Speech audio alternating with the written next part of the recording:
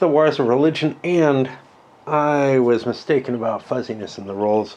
The initial phase does clearly state you build the faction event decks for each faction by adding the appropriate cards for the current turn, reshuffle the cards from the discard pile into the deck. Absolutely clear.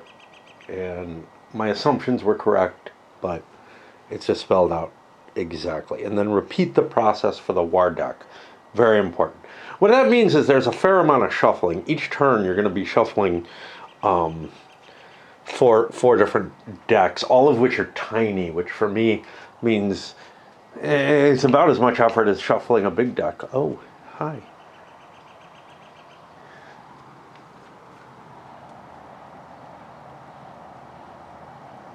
I don't know if you can see him through the screen. Oh, I've got the parent coming down too. There's a young buck there. You can see his little nubs. Oh, they're both fairly young. Oh, that's so sweet. Oh my. Hi.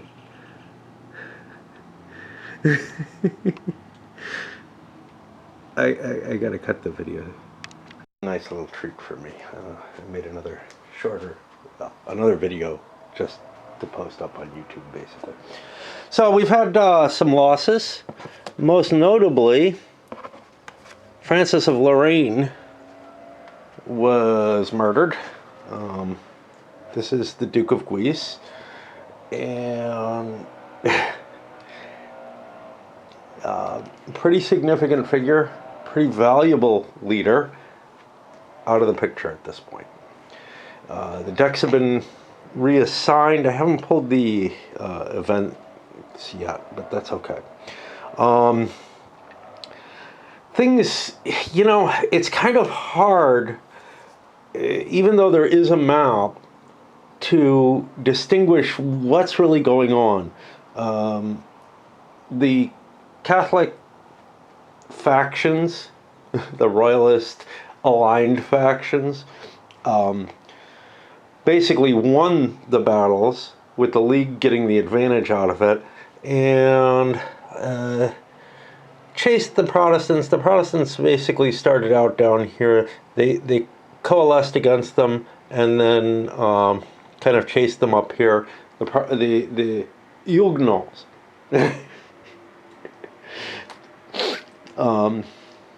Just to get rid of the ugly American. Wow, is that right? There's only 8 Protestant cities left? 1, 2, 3, 4, 5, 6, 7, 8. Yeah. So they dealt the Huguenot a pretty serious blow by having more troops, and this is a big deal. You know, you take a look. The Royalists may have won. No, they have to drop both of them below 6, but they're getting close. The Huguenots are nowhere near where they should be, but the League has to end up with twice as many as the Huguenots. So there's kind of a, wow, we got to be careful that somebody doesn't get an automatic victory. And, you know, if either the Royalists or League looks like they're going to get it, they're going to have to engineer it so that both of them get it, or else one is going to have to work a little harder. So, yeah, this was a major setback in the First War of Religion. We did the initial phase, the event phase. Each player is going to be drawing an event card from their appropriate deck. So let's take a look at what we get. Bayonne's meeting, St. Bartholomew Massacre takes place. You may not play the Grand Tour de France anymore. This is really useful for smashing the Huguenot, but yeah, now it just feels precious, right? But I prefer to say things correctly. Anyway, I'm not sure the Royalists want to play that. On the other hand,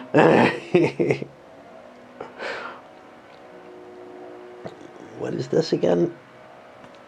If I can really slash the League it might be worth it. It might be worth it. Again, that might get me a dual victory. Let's take a look at this. Jesuits plot. Add a call to arms character of your choice to the deck.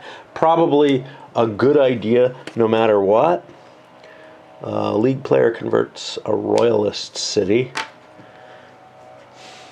That doesn't really help me win, but it might help me avoid sharing a win. Not something I want to do until things are assured, though. Not that the Royalists can do much about preventing a league victory. And La Rochelle, change control of La Rochelle to Huguenot as long as the city is Huguenot controlled, +2 to Huguenot income. Well, that'll help a little bit, but I have to figure out how to win, how to stand up against the Royalists and Catholics. I should have done the first thing was this. Okay, so we've got Lepanto, I think. In order to take advantage of this, we have to find the event chits. Well,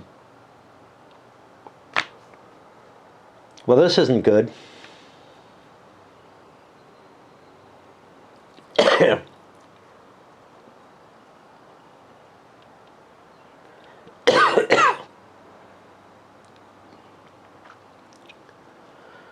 Oh, this is not good at all.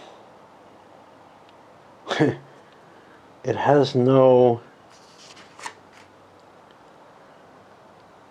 instructions. Now, it is covered in here. I know, because I read it somewhere. Event cards and event chits. But I don't think this gives J.K. Lepanto. The Holy League's naval victory over the Ottoman fleet, Don Juan led this, was a huge and strengthened the prestige of Philip. I don't see any modifiers on, like, Spain. This is bothersome. I'm going to have to try to figure out what this might mean. Wow. How many others are missing? I mean, very clearly it's just missing. We got here Walter Gascon, I think. Oh no, Water Gusen. These are unreadable because of the script. So that one's there.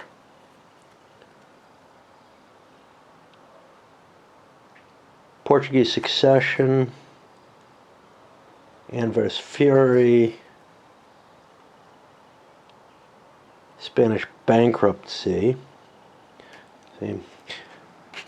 I don't think this is the Armada. I mean, it wouldn't make sense. Now, here's the Armada. Governor's revolt. Somebody's revolt. Peasant revolt. Maybe. This is peasant's revolt. Governor's revolt? Governor's revolt, yeah. Okay. So that's those. Council of Trent and colonial tension. So, yeah, they left one out. I will look online and see if there's any rules for it. Otherwise, I'm going to have to make stuff up, which will probably be some kind of bonus, maybe just for this turn on diplomacy with Spain. Usually, I don't come across a game this early in the development cycle. Well, not development cycle, but after release. So I had some worries, but no need to worry. It was asked or actually covered pretty quickly. Well, I'm glad it took me this long to get to this, actually, because I've had this for a month or two.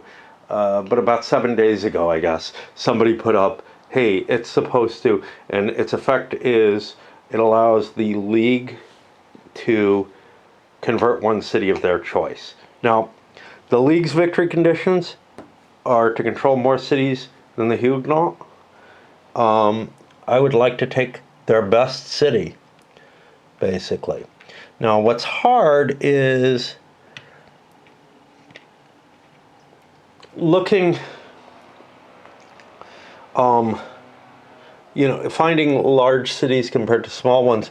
But Grenoble here looks like a good choice. Oh, that's royalist. It's hard for me to tell. Okay, Lyon looks like a good choice to me then. Because I'd like to make a section outside my worry sphere, right? An area where there aren't going to be Huguenot armies showing up. And so we cut them back even further. Now, that gets us to 16. How dangerous are we here? Okay, it's below 6 on each. I wanted to make sure because if it was control more cities than the two other factions and Paris, the Royalists aren't far from that. But that's the Huguenot side. All right. So a real piece of errata, but it's been noticed already. And I saw there were some others, but I think those are more fuzzy issues rather than, hey, this is just missing. Court phase. Okay, we're going to go through all that mechanism with building the court hands and whatnot. And I'm not going to go through it this time by any means. I really like the mechanism of the, hey, you're forced certain cards, you pick certain cards out of your whole deck. These are the favorites that you align. One favorite for the Royalists and League right now, 2 for the Protestants. And then the other players, your opponents get to pick cards for you out of a limited set. They don't give you the worst things possible necessarily, but they get 4 cards and they get to assess, well, which are the 2 that do me the least harm. I think that's really, really clever. It engenders a lot of reshuffling, which is somewhat disturbing. Now, I've given out the cubes. I think I'm going to take a break. My battery's running a little low. I could swap out, but I'm kind of in the mood for a break after making a lot of decisions and shuffling a lot of cards. But definitely more of a focus, on, geez, what can I do now to either win the game immediately with one of the 2 factions that has a shot at that right now, or to prevent others from winning, which is a key factor. So the Royalists do not want to let the League get a 2-to-1 advantage unless they're dropping the League. So they're taking cards to do intrigue against the League or whatever.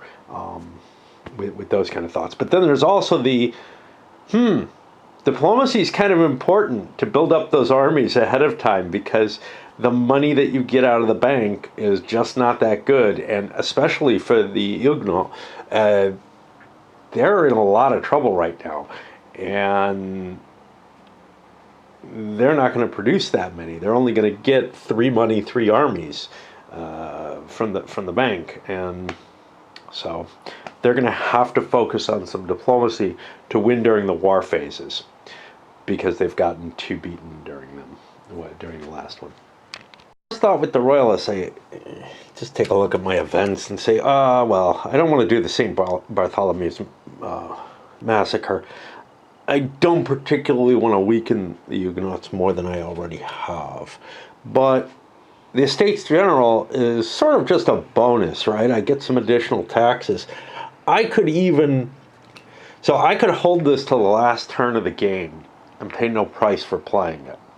On the other hand, there's a benefit to me playing it early because the other powers might raise my taxes with it. But right now I'm okay. I might need it because I have no administrator. I think nobody gave me the administrator this time. I chose not to take it, hoping that the League would give it to me. But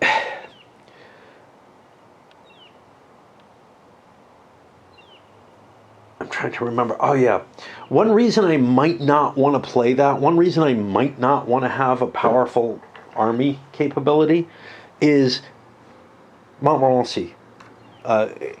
In and of himself, he will lead the largest army each turn.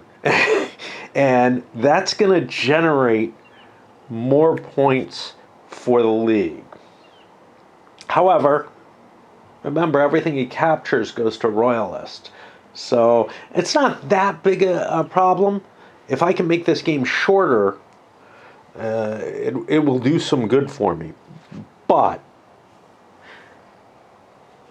it might be quite possible, as long as the League number is significantly higher than 6, I don't particularly want to see the Huguenot number go down. So the Royalists are in a kind of a tricky position where they're trying not to win the war too much, because right now winning it too much might well hand the victory to the League.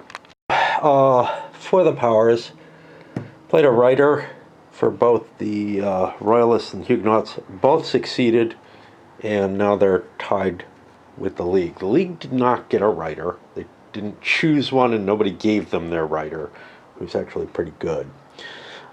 They went with diplomacy. They went with the German estates because they get the most off the high. They need the highest roll for that to work. They got 3 troops, which kind of sucks using him.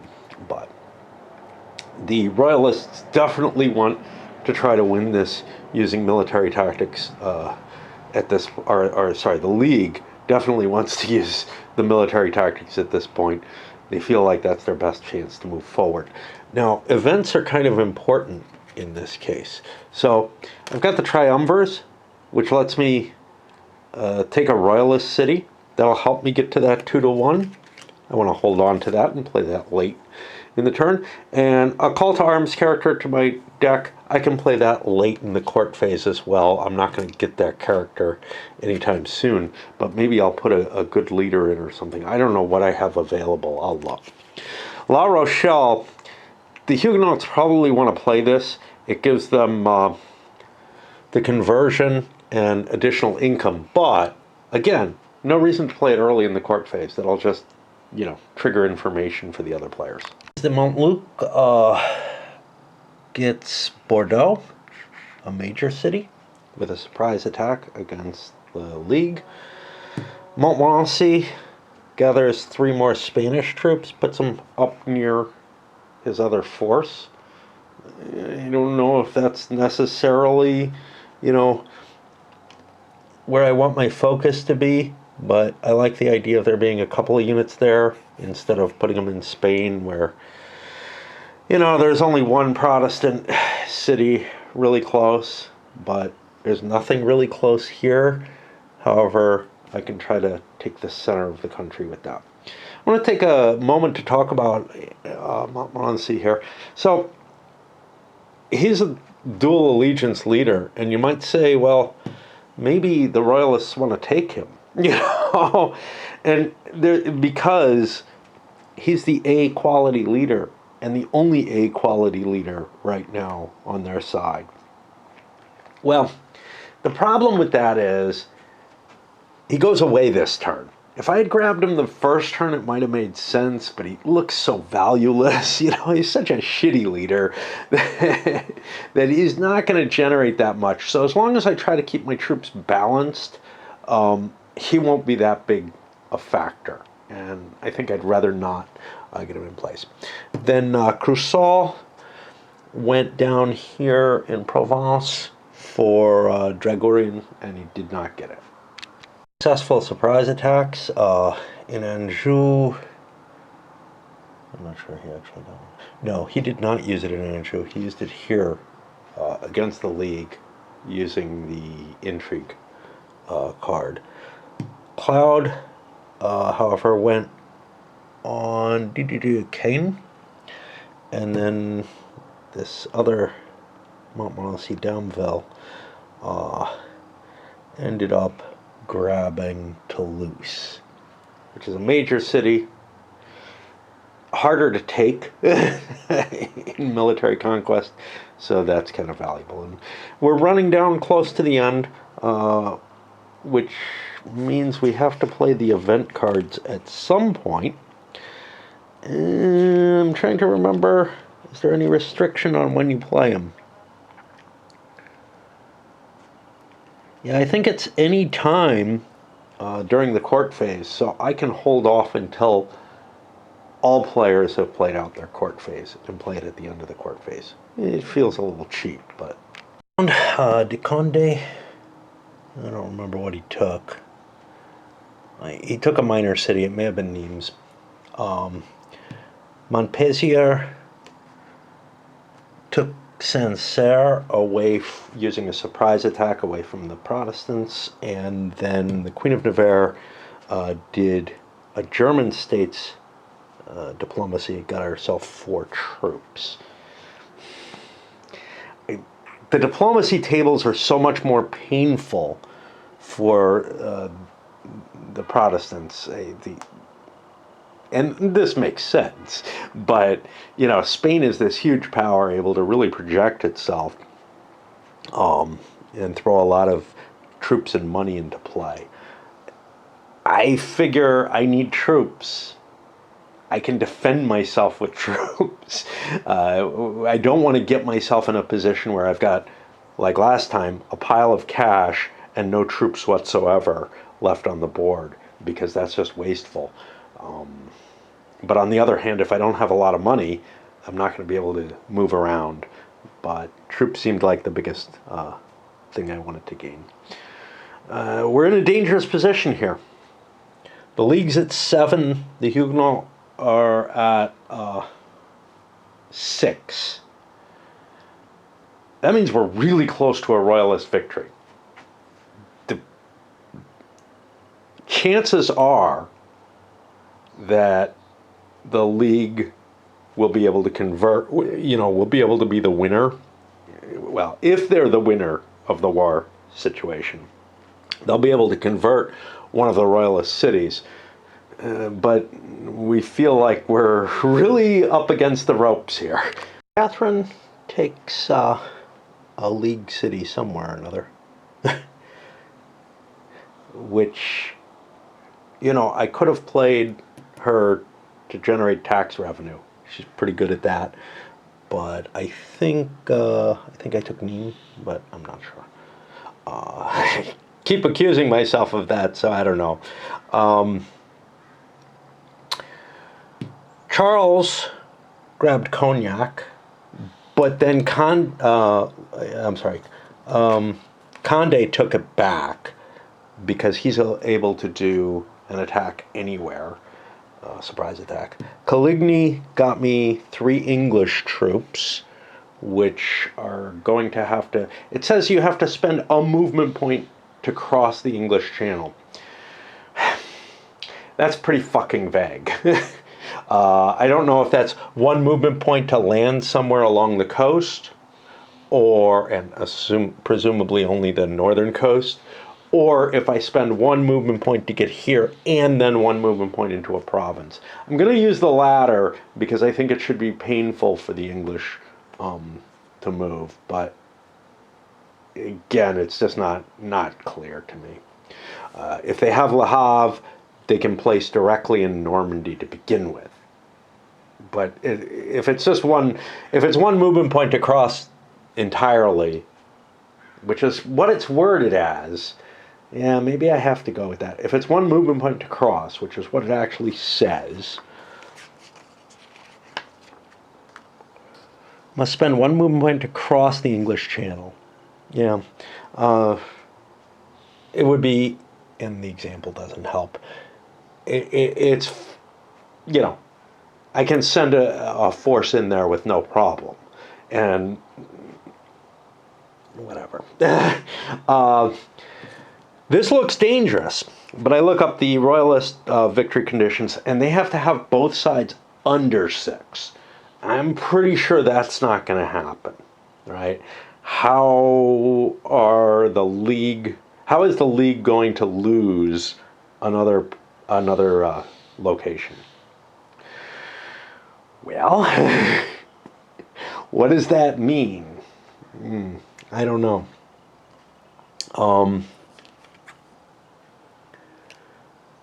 We're going to play La Rochelle. And I really should roll a die to see who gets what, who has to go first and whatnot. Because basically, if this creates sort of a timing issue if you don't have to do it during your own turn. Because then it becomes a, well, are we all good to pass?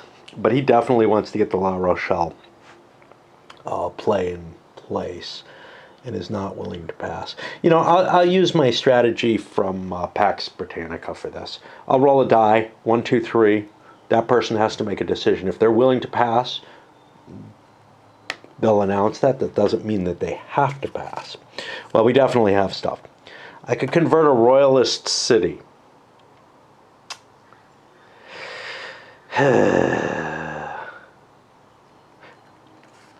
Let's add the call to arms character first. The fact that I have 2 cards means that I get 2 choices.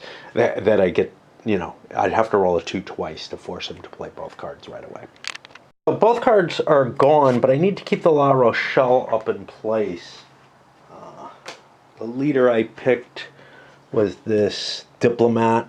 That'll make it more likely that a diplomatic leader is thrown into my hands.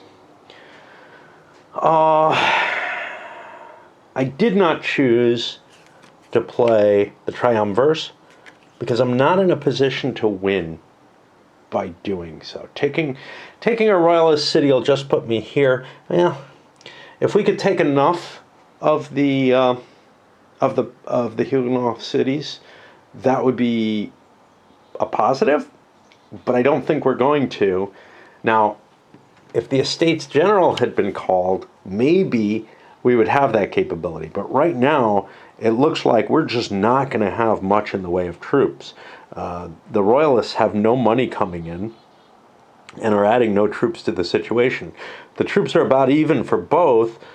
The League is going to get a handful of cash. They get like $5 to operate the royal armies. The Huguenot are going to get their normal production, but their armies are going to be kind of split up a little bit, maybe a little bit more than the League. Certainly don't want to have St. Bartholomew's Massacre. That's just going to cause me problems in terms of the Protestants. I have no way to get the League down. That's the problem. There's nothing I can do during this period which is going to give me that. Before I go to the war phase, I'm going to have to swap batteries, and then I'll start setting that up. So the Huguenot got they got 3 extra troops, 3 extra money. Those 3 troops they put in Normandy. It's the closest place to the English, and they've got nothing close to here that they can support. I'm looking around because the blue-black is really hard to discern here. Considering putting some kind of marking on all these cubes. Like, if I had a little white paint thing, I might do that. But yeah, the color choices were not wise. I can see him fine in here, but over on the board, the lighting, maybe the background, the lighter background is making the distinction less clear. For leaders, the royalists have to place first. Well, I gotta put Montmorency somewhere. I put him here because my better leader in Germany is more stuck in a possible fight. But I'm out of starred leaders, it appears. I must have lost someone because I had one before. I don't know who I lost and how. Probably him. And then for the Protestants, I had to put their highest ranked leader. I can't tell who he is.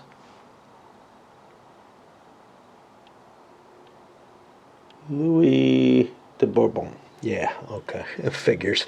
But luckily I had a starred leader back him up, so he's a 2 quality. My second highest rank is what, Coligny? Yeah. Who's a 2 leader on his own. And then my C's were only 1s, but again, I had someone to back him up to bring him up in value to being the equivalent to the other leaders. Now that doesn't count for attrition and interceptions and stuff like that. Attrition doesn't matter, but for interceptions, it doesn't matter. Actually, I'm not sure it doesn't matter for attrition. It might. Huh.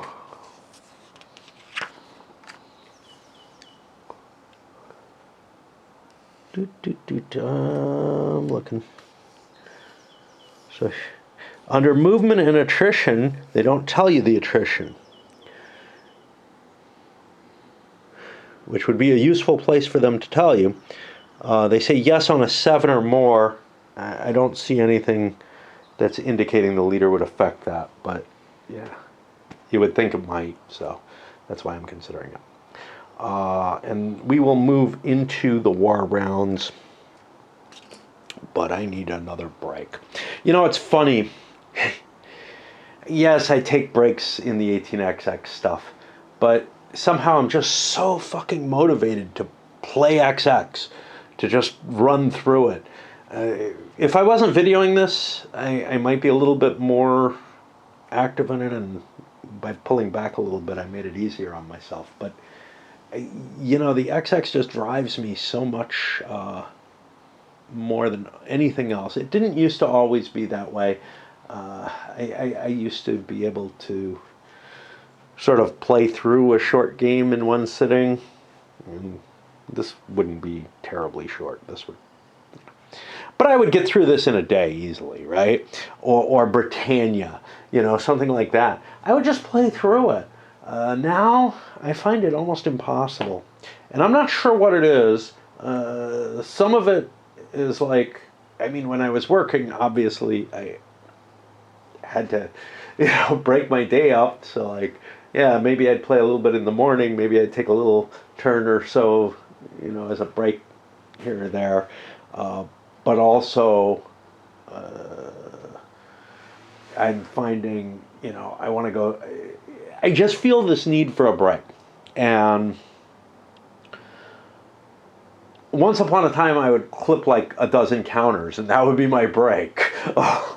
Or I would just make food or whatever. But now I spam online or watch videos or whatever. I end up, you know, wandering over, lying down and reading a book.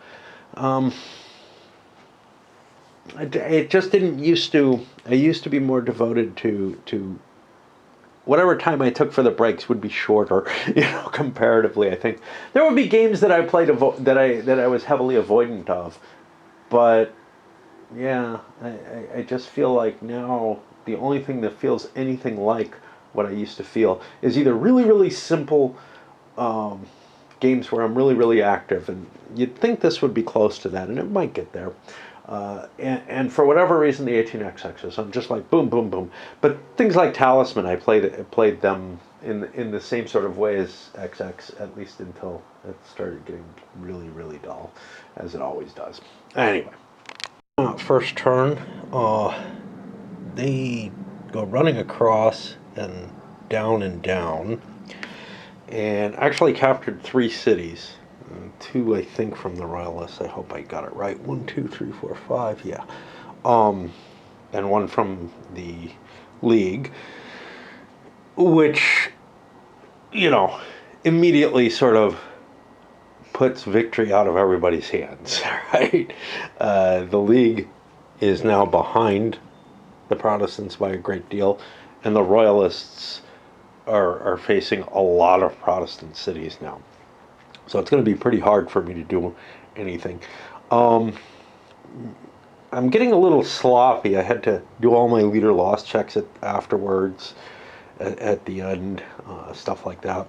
And I also forgot about my cards, but I want to think about them kind of carefully because, for example, I can play this as a reaction, in which case I just grow the army that's being attacked with mercenaries, and that would strengthen me. I think the Royalists only have 2 armies, but it's tempting to not gather my forces. I've got to think about this really carefully, because gathering forces costs more money, but on the other hand, there's no royal money. So the League could just say, screw you, man. we're not giving you anything. You're on your own, man. Because the Royalists only built mercenaries and didn't play their tax card. Be careful with this. I had it too. I'm worried that, like, I did a flurry of sieges at the end of the last war, and that maybe I didn't track them all the successes or whatever. It's a pain in the ass to keep track of so many different values. It really is. And yeah, I can't see the Royalists helping, I can't see the League helping the Royalists out here. It kind of is going to have to be, hey, you use me as your leader, or the hell with it. It's, I think, been empty all game at Chartres. That would have been Royalist all along. Put a cube in there, gave them the extra point. Doesn't really do anything for anyone, really.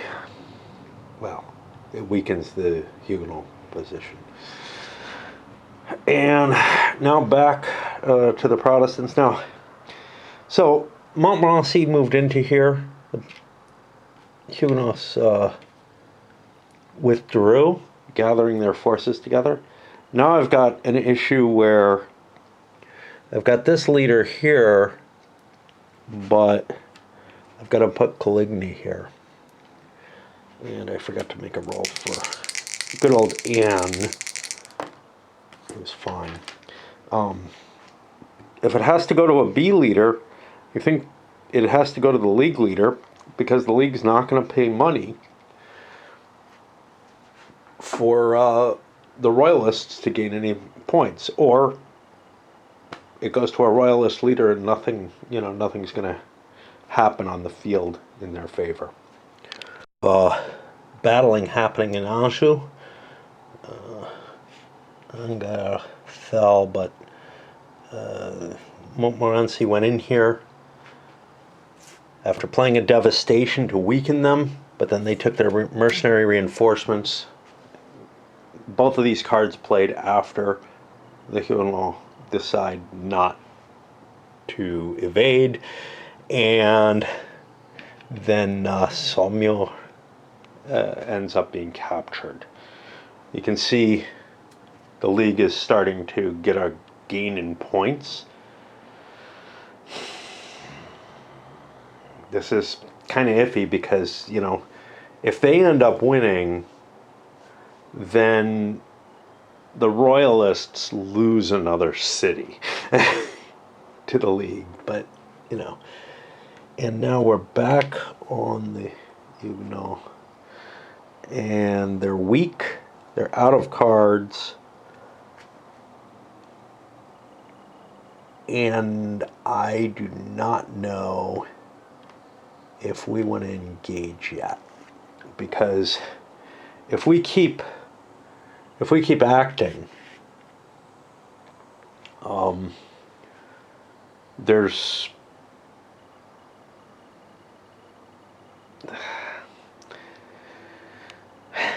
see, if we get defeated without acting, that's bad. But if we keep acting, that's also bad because we might run ourselves out of money. Right now we're numerically about equal though, so maybe it's worth making the attack at this point.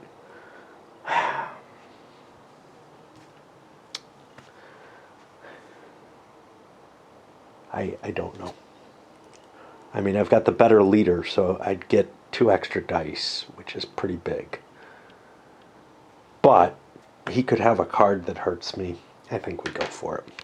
Turn, they went into Anjou, and Montmorency managed to evade them. Lucky for him. And moved to siege La Rochelle. Now, which failed. And I actually took a hit from that, which weakens me. I didn't perform a siege because I already, well, I just can't afford to weaken my forces any further, is basically the problem there. Since once again keep chasing Montmorency, but he evades again, and this time concludes the siege of La Rochelle, taking it. That gets rid of this bonus card. It's no longer Huguenot controlled, so I think it can no longer provide. It wouldn't provide the bonus. What's not clear is when you lose the city, do you lose the shipping value for it forever? And I think the answer is just yes. That puts us back on the Huguenot, who probably want to launch an attack because the league is tiny now.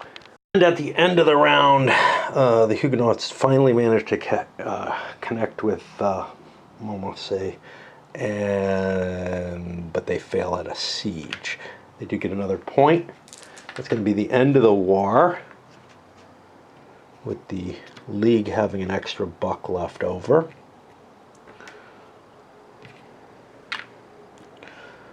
Armies, money, all that goes away, but we see who won the war. There were no leader losses, and I think I checked all of them.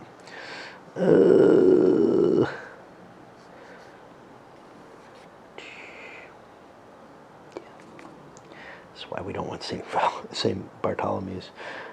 The Royalists, the winning faction increases its treaty. If the league wins, it gains. Yeah. Okay, so we get essentially a victory point for that. And that's going to put us into turn 3. In the end phase, we have to remove some people. There are people who are going to be dying off at this turn. Impact is probably Montmorency dying. A couple of these characters. This is, I think, him. And then she wouldn't have a character card, character token, because women can't lead armies in this. So, there's no automatic victory. And we're moving into turn 3. We'll build the new decks, get these guys where they belong. Forgot. Probably because of this event card here. But I forgot the, hey, check to see if St. Bartholomew's Day massacre happens after the court hands are built. I got to try to remember that. Bunch of new leaders, new cards going into some of the decks there, and we got to reshuffle the war deck as well. And, is that what we do first? Initial phase character deck. Yeah. Right. Starting turn 3, we rolled. Or we drew the chit for the water beggars, which will be +2 to the die roll for the United Provinces subsidies. That's only affecting the Huguenot. The event cards. Let me look over them because, so this one, +1 to recruit a character action against a Huguenot until the end of the turn. Bother. So, does this only affect the Royalists attempting to convert? Because I think, no, there aren't any. Okay. It goes the other way. There's Huguenot who can recruit a Royalist character. But also, does that mean one, or does that mean all? And it can be interpreted either way, and this is kind of the, even native English speakers will make the mistake of putting that in there and it's vague.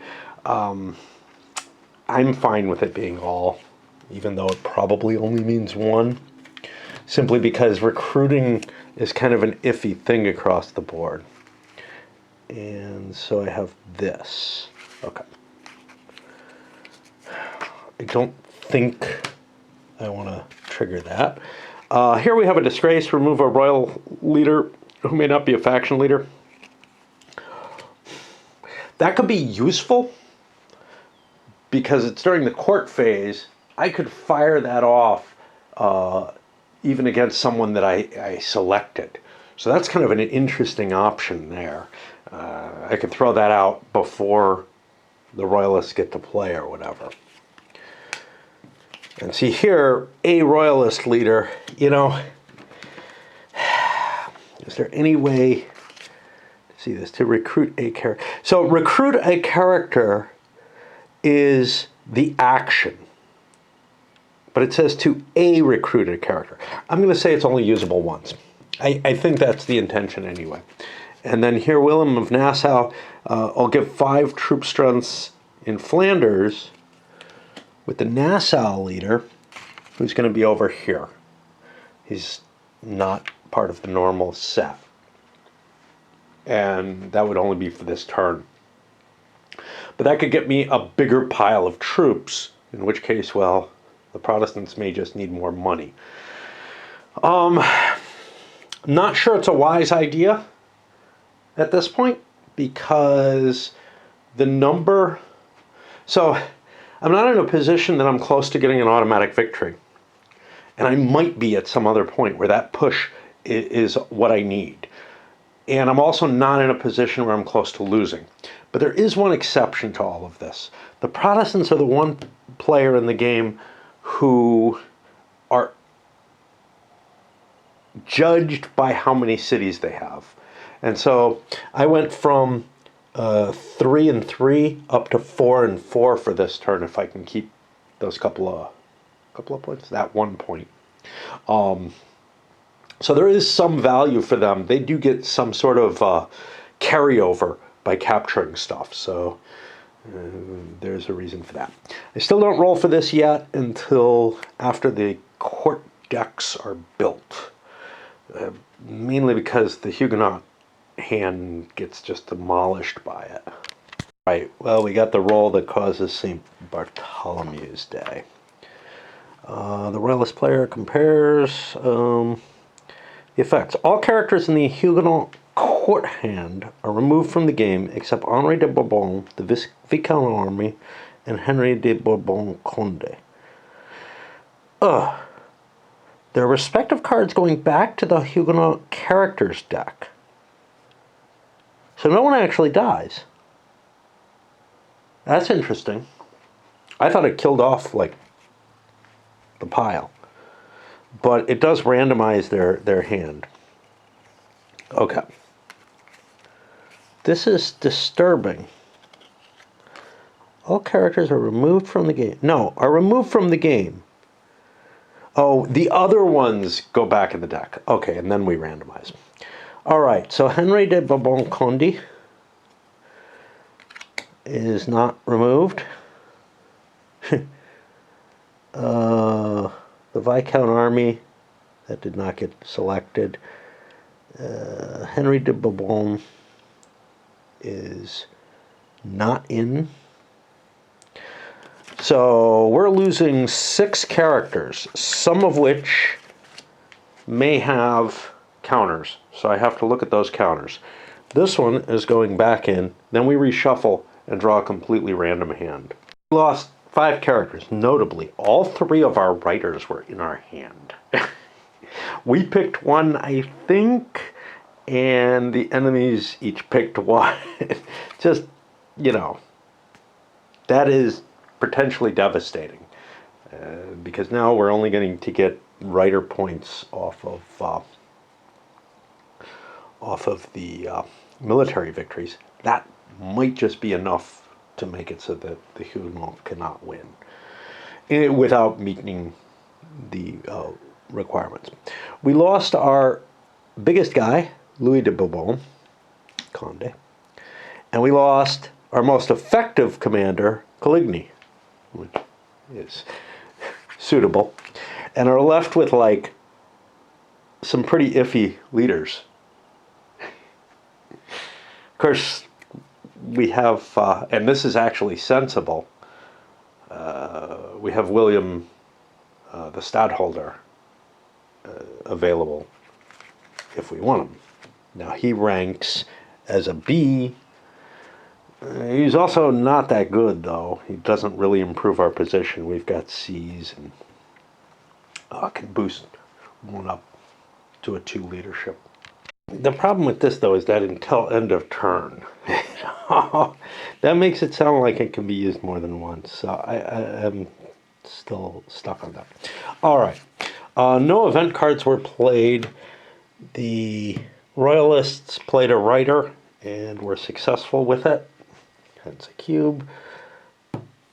The League did not have a writer available. They played diplomacy in Spain, got themselves 3 troops, 3 money, put it right in Spain because there's some Huguenot spaces there. And then the Huguenot did Throckmorton for diplomacy against the United Provinces because there was a bonus on that. And that gets rid of the counter. I can put that away. Successfully got taxation in play this time. Another diplomat, this time for German states. 4 troops there. I figure I'll have enough money. The League is still wealthy, but troop poor. And then we took Rennes up here in Brittany with a surprise attack. On the Catholic side, we had a couple of failed surprise attacks, but we had a successful one here at Nantes, which, you know, I am now, no, at half. Great. Yeah. There's just, we're nowhere near any kind of auto victory here for this turn. Before it looked like it might be possible last turn. This turn it just doesn't look possible. So the focus is a little different. Royalists lost Catherine de Medici on a natural 2, attempting to seize Lyon, I think. The League came back and took Rouen, and then over here we made an attempt on, a failed attempt, I think, on Grenoble. Last card for most of these players. Play, Charles IX did something. I don't remember what. I think he took a shot. No, he couldn't take Cognac.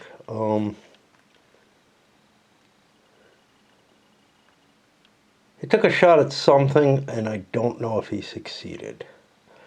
Some League thing using his bonus. Charles went back and hit the French, the Royals, I believe, taking. Not sure. Oh, he took Nevers. Yeah.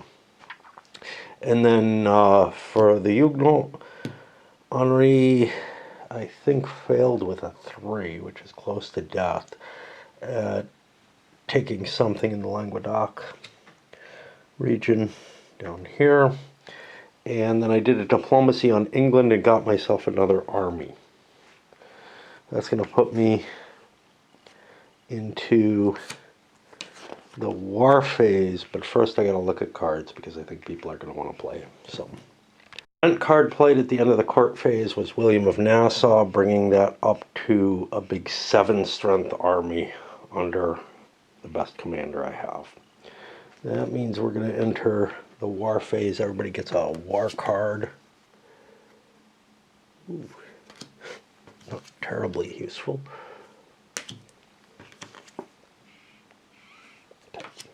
And let me get the armies built. Oh, the setup.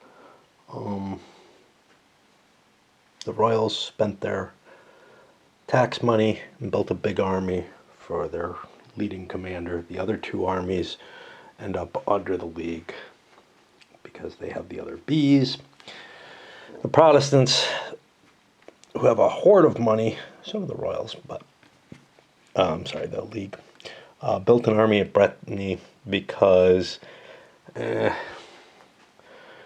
out of reach of the big army in Paris, and I can coordinate with the English to have 2 forces basically operating. I have my supplemental leader over here too. All right, we're going to take a little break before we go to the war rounds. Big armies are expensive and painful. I moved the Dutch army, only allowed to move 1 space, up in, I could have split it, but up into here to try to take on the German forces. It would actually be a close to even fight with the advantage going to the League, because even though it's an even fight, they win ties if they're the larger force, and they would also get more. I'm sorry, they would lose ties because they're the smaller force, but they would gain more victory points or war points or whatever. But the League chooses to evade them. This slow army really can't catch them very hard. I didn't have many choices. It was Spain or Germany. Those are my only options. The combined Anglo Huguenot army moves in and takes Saumur.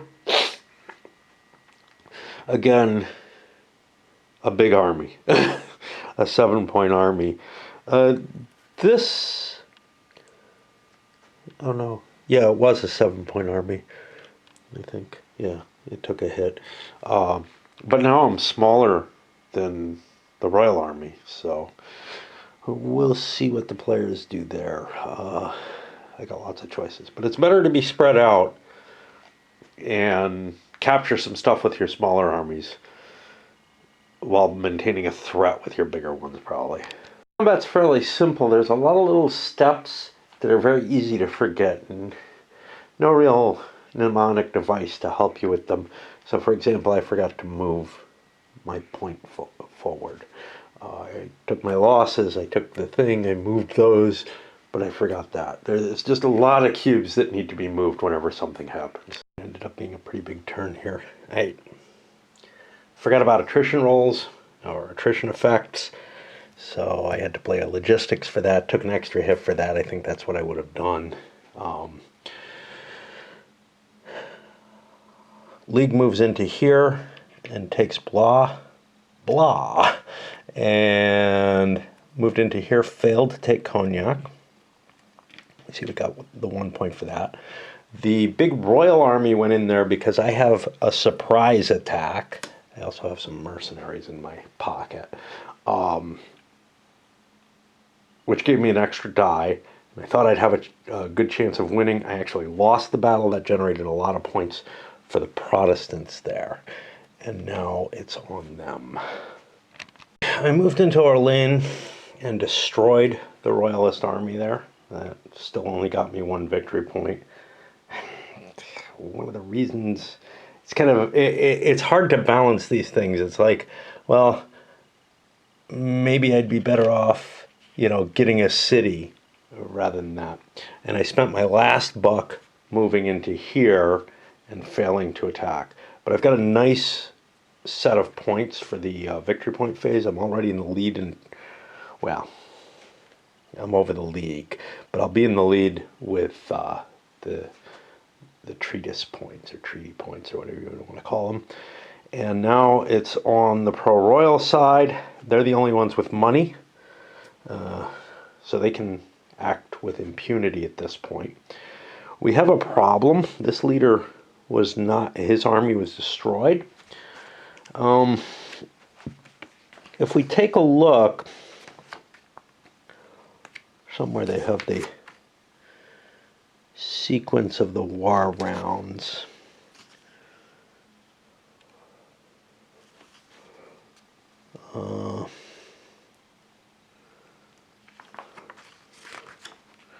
Each side must change the assignment of leaders at the start of its respective rounds to ensure that all of the above criteria are met. I think that means I can't just put him in charge of something at this point. That sort of makes sense because he lost an army and everything. But, obviously I would rather have him in charge here. But, what kind of agreement between the leaders has to be undertaken and whatnot? The same as at the beginning, I guess.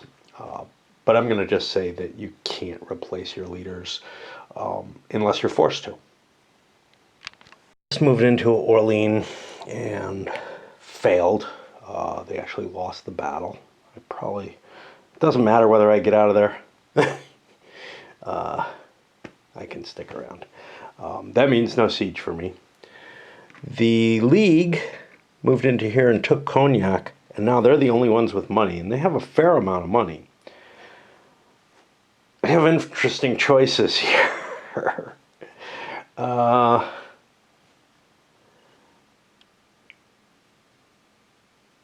None of them very good. So I could use my money to allow the Royalists to continue their attacks or whatever.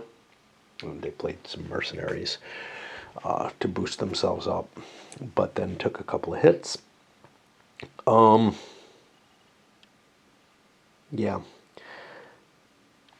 Well, 1 hit, I think, and an attrition. There's nothing that the Protestants can do. So the question becomes, hey, do I want to move this? I could move it 1, 2, 3 spaces, combine, and have a strength 9 army, assuming that the Royalists let me. But why would the Royalists let me? The Protestants aren't really a problem. Well, because I could be capturing cities from the Protestants that way. Or, this is not red, it's blue.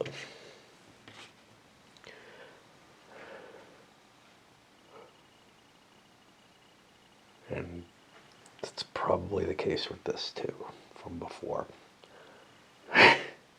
I keep forgetting, that when the lead captures things, it becomes Royalist. And the same is going to happen, I think, if the Huguenots are in charge, but I'm not positive of that. Like when they become the Allied faction. Oh boy. I mean, clearly I could just go out and try to capture some more regions, and that would be of value, but it doesn't actually help the League. It just helps the Royalists. So I think the League's argument is they're not going to win no matter what. So there's very little they can gain. There's just so many points in favor of the Protestants. And then the question becomes, well, do I want to convert things? Yes, I do, because I could conceivably get the 2-to-1 at some point. So yeah, I'm willing to cut the deal, I guess. Last round is an attempt to take Saumur. That doesn't work. So, the Huguenots won, and I believe they get something for it. The leader lost check. Oh, we just got our first leader lost check of the turn. This is on 11 or 12. Even, the leader's wounded. Odd, even. Okay. So he'll be available next turn. No, he won't. Let's move him here so he doesn't cause me problems. Okay. Now, the end phase. Huguenots won.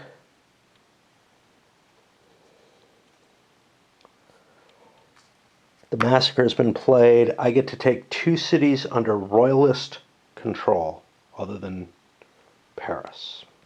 And I took major cities, of course. I think Bordeaux. Yeah, that's blue still. And I didn't take Metz because that's within range of the Dutch. The Dutch are kind of hard to get anywhere. And the other one I took was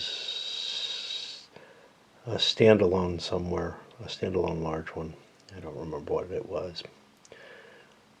I'm having trouble finding it. It's probably not too important. It might have been Amiens. I think it was. Yeah, that's a standalone location. Which means now we have to discard all the people who would die of natural causes this turn. That is quite a big pile. Notably, Charles of Lorraine, who was leading the League, dies here. My big administrator.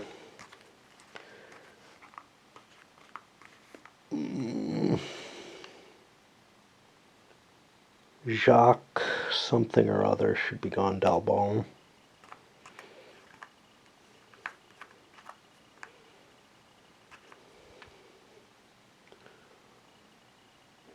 Antoine de Bourbon. A couple of higher ranked leaders, but this is a high ranked one is probably not that big a bonus, but it's also not that big a bone. Huh. Seem to have knocked a couple off. I think I was playing with them. Doesn't matter. And that's going to put us to the beginning of the 4th turn. I'll clean those up. That may be it for tonight. But we can see the point values of everyone.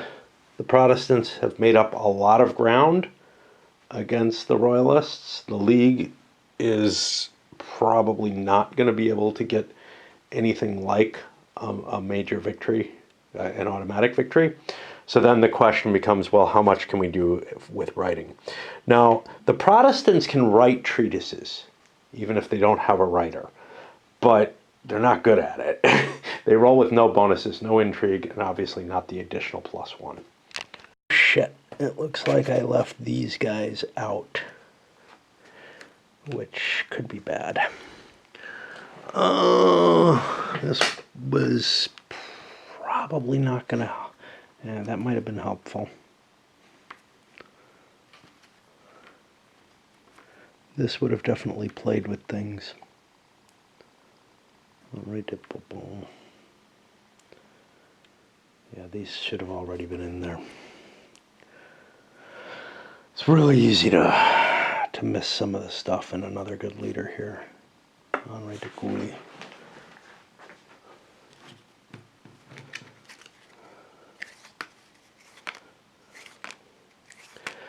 just all this mechanical stuff is really hard for me. Yeah, there he is.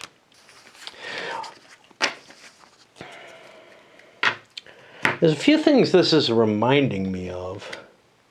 One, it reminds me a little bit of Le Grand Cycle with the, hey, you're doing stuff that's sort of more political and everything, and then war breaks out briefly, and then you go back to doing stuff, So the wars are these sort of pulses in between things. And then also, strangely enough, a little bit of freedom in the galaxy. The whole idea of like, well, I have these characters and I have a whole bunch of different things I can do, and some of them are better at some things than others. I'm trying to remember Down with the King. I know that has characters and you have to associate them with certain actions, but it's not like, so this has the, oh, you get to play a card and do something with each character. I mean, it sort of is.